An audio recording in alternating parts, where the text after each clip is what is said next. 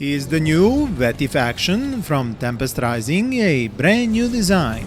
Or are its roots, pun intended, going all the way back to one of the most original yet underappreciated RTS games? Well, that is the onion I plan to peel off layer by layer in this video, while showing you this new version of the Veti faction in the public beta of Tempest Rising, available to everyone until June 10th. So as I was learning the finer points of caretakers, enlightened, ascension anchors and other very strange but totally cool and unique ways this faction is played, I started to get some serious flashbacks about the Masari faction from Universe at War Earth Assault. So much so that I had to switch over to that RTS gem made by Petroglyph back in 2007. Lucky for me, the game is being saved by its community, who keep its abandonware status alive with downloadable versions and even made a special launcher for it. I will leave both a download and a Discord link in the description with my latest video about it. Anyway, once I played a skirmish match with the Masari faction, I was finally able to scratch that itch and figure out where the similarities are coming from. The HQ building has some vertical and horizontal changes to its architecture and lights, but it's still a clear example of where the inspiration came from. Other buildings bear some similarities as well. And similarities don't end on looks, but continue in functions and mechanics. The Veti have these interesting ascension anchors, which boost the efficiency of buildings they are connected to, while the Masari architects, their builder units, can similarly boost their buildings. Faster resource generation? Yes, generation, not collection. Another similarity between these factions from games almost 20 years apart, as well as modifications to building construction and unit recruitment speed. The Veti's super weapon, Sanctifier, has this moving circle of destruction, while the Masari Queen Altea uses her Unmake ability to produce a very similar effect, damaging enemies and buildings around her. Ultimately, the Masari were known as the Turtling faction in Universe at War Earth Assault, and the same can be said about the Veti in Tempest Rising. Helped in most part by their style of resource generation, powerful defenses and strong units. This latest version of the Veti faction just makes me appreciate more the level of care and design effort developers of Tempest Rising put into their game, as these factions have become quite asymmetrical. Not too far from the hierarchy Novus, Masari and humans of Universe at War Earth Assault. Some might say not enough when looking at the immense walkers of the hierarchy faction, but that is a story for another time.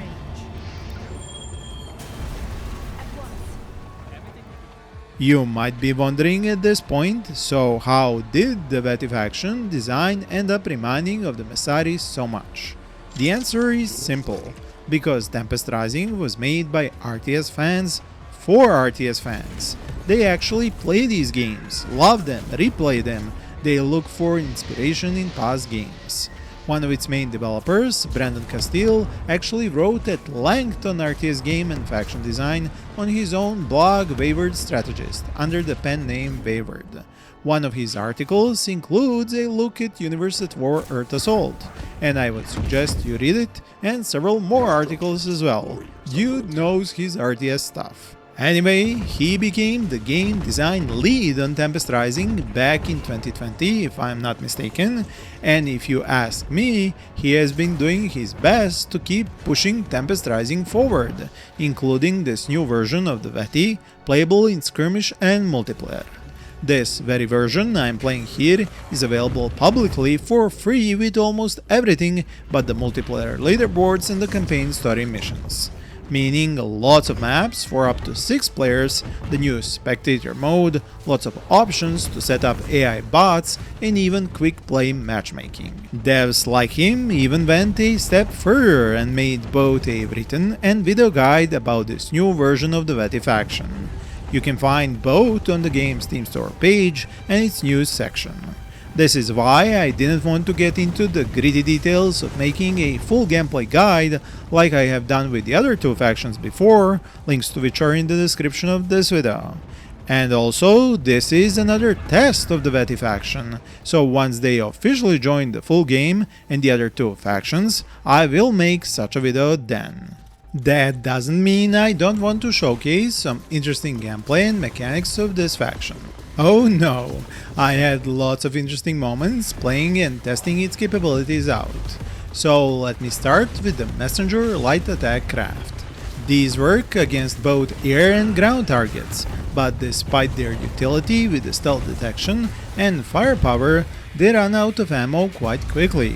To get around this problem, you can use the Veti power Gravity Manipulators, which will increase their ammo recharge rate by 200%. But this power takes about 5 seconds when it is cold before it applies the effect. Next interesting unit is the Dominance Arc, the Veti utility vehicle, which unpacks into their extra HQ called the Resurrection Gateway. But you can actually unpack it into another form, the Dominance Anchor. In that form it provides a build radius of 3 fields around it and gets a powerful turret with the Arcing Defense perk. It lets you construct walls and other defensive towers around it and can make for a formidable mini turtle base, especially as it allows you to place minefields around it manually. Now I will showcase 2 for 1.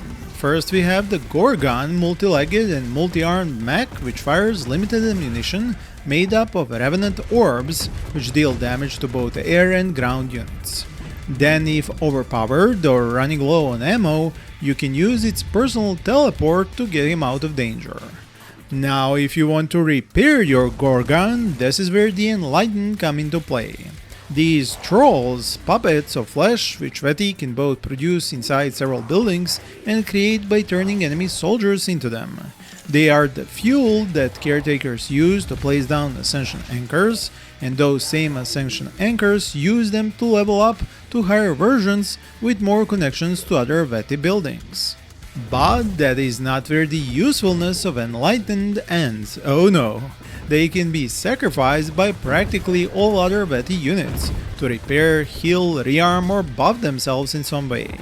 Doing this is what creates the Repair Servitor, which then continues to repair this Gorgon for the short time it lasts on the battlefield.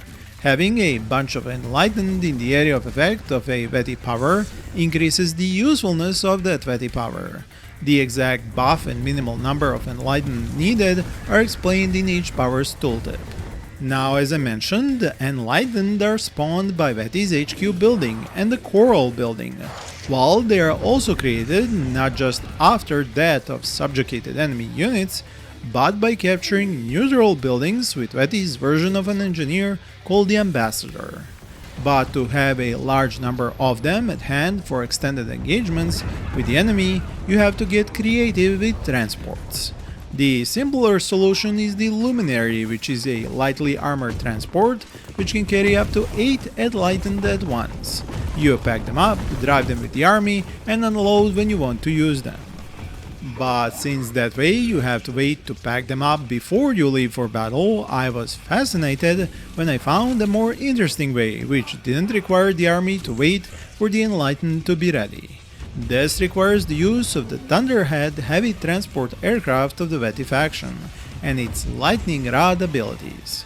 How that works is that you can leave the Thunderhead's lightning rod as a small building in your base, use the rally points from the HQ or Coral buildings to send Enlightened into these lightning rods, and then teleport those Enlightened right on the battlefield where you need them. Sure, it's a bit time consuming and micro intensive, but hey, what about Tempest Rising isn't?